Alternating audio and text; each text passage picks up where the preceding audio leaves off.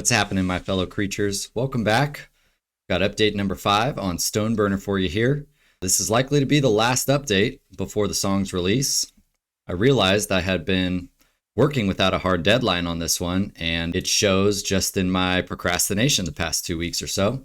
But made some progress in the past few days, so it's time to go through what's changed, and the next time you hear this song after today, it'll likely be on a streaming platform. New things that we're going to be talking about today, I've added just a lot of background stuff. Shakers, tambourines, snaps, claps, and then revamp the horns at the end of the song. That is really bringing it to a climactic ending. So diving right into the track here, as we go into here, there'll be some snaps and some cool swells on the shaker. So you see it kind of fall, shh, and then kind of build back up. That kind of rides along with the cymbal swells. So I'll give you a little playthrough of that.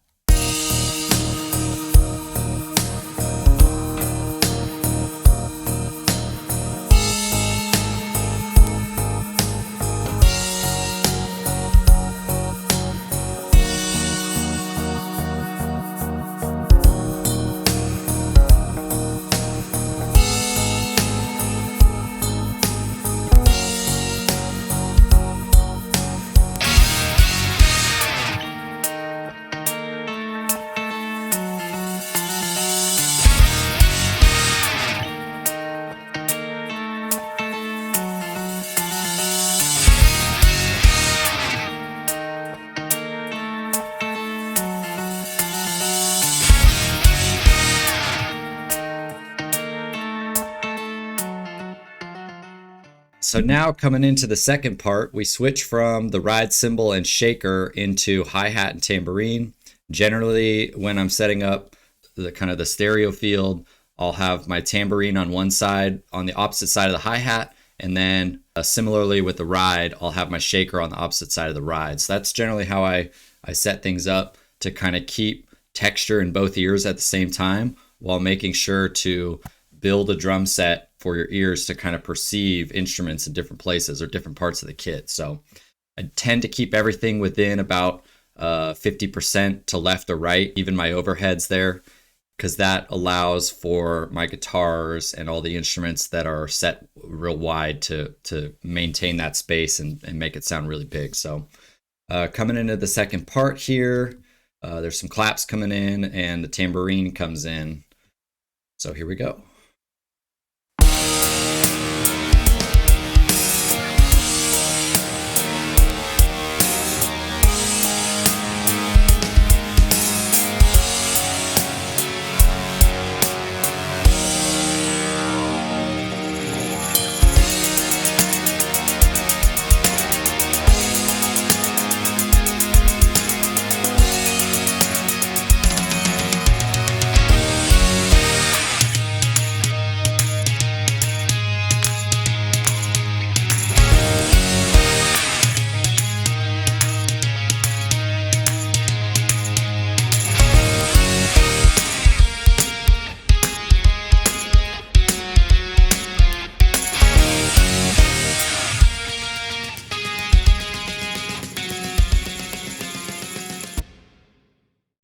New little kick drum pattern right there too. It used to just be the kind of the snare flams, but I added that.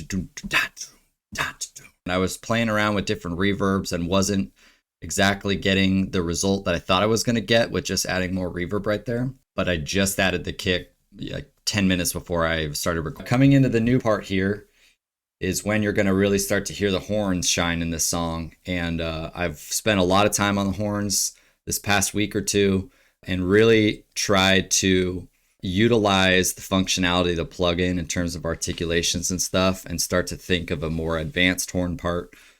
So you will definitely hear some falls, and there's a couple things I want to change. Right in the beginning, there's a note that I feel like should be legato, and it's kind of like a staccato note. So there's a few things like that that are going to get changed, and a couple of articulations that I want to sort through, but I've got some shakes towards the end of the song. So we're doing some different things there, and it's pretty cool. So yeah, let's check out kind of as we head towards the end of the song.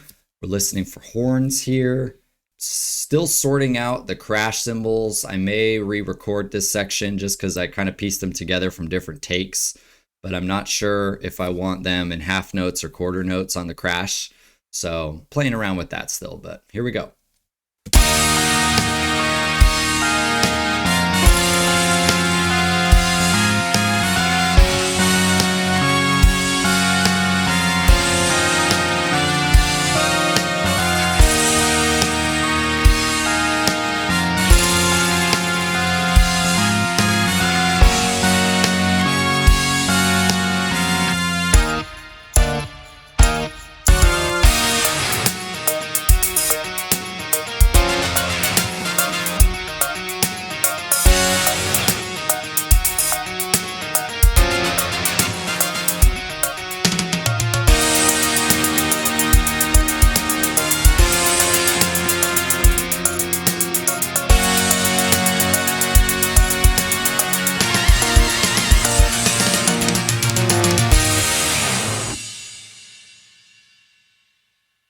So yeah, that's it. We've got some cool little trumpet runs to accent the kind of dubsteppy bass going on in there.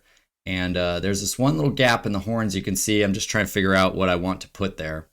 There's a few things I still am working on. I still need to do that snare roll that I was talking about in the last video, where I need to take off my little piece of yoga mat and re-record that snare roll so it's a little more full and not so dampened. There's a couple crash cymbal parts I want to touch up. Especially one thing that I could show you here is this swells on these crash cymbals. So when I'm first playing them, I'm trying so hard to kind of lightly build them in that you can really hear the sticks on the cymbal, and I actually don't care for it. So I think what I'm going to do is use volume automation to swell that in a little more than I am. Like I have a fade there, and it's doing that.